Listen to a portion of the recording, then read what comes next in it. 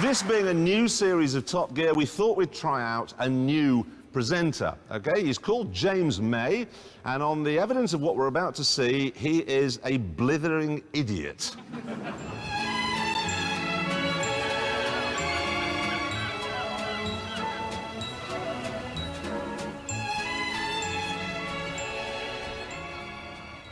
One day, probably in the dentist, you'll find yourself leafing idly through the small ads in the back of a classic car magazine. And you'll probably think to yourself, all that money I spent on a Ford Mondeo could have been used to buy something really interesting, like Mark II Inspector Morse style Jag, for example.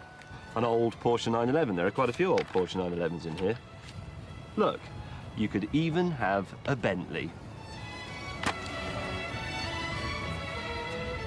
Mind you, you'd have to be a complete idiot to buy one of those.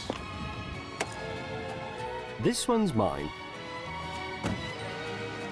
It's a T2, pretty much the cheapest Bentley money can buy. You can pick one of these up for 7 or 8 grand, but don't, because for that money it's going to be a complete bag of bolts.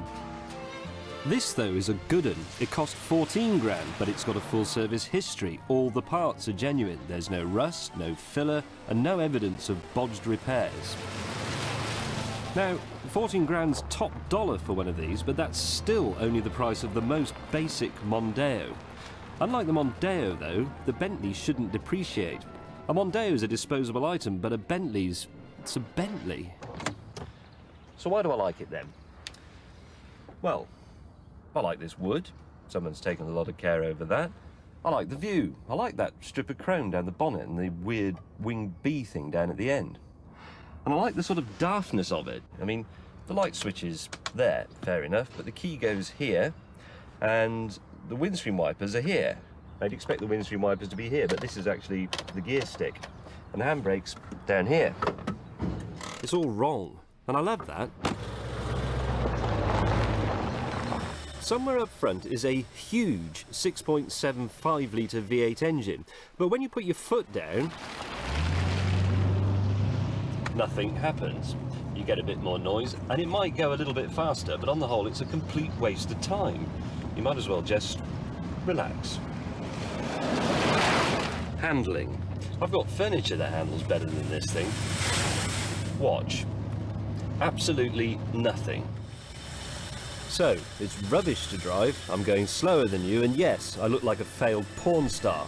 But I am in my own Bentley. Right then, a Bentley for Mondeo money.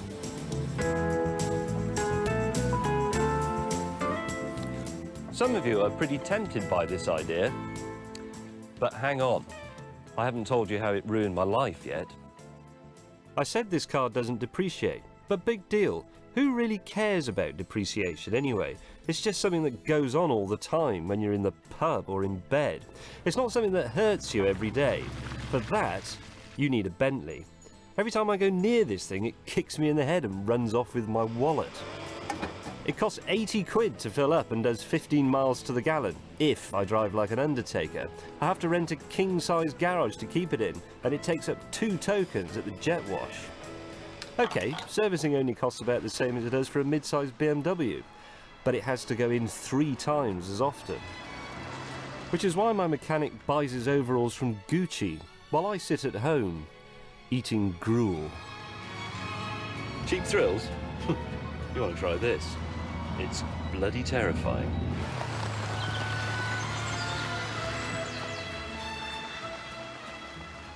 It seems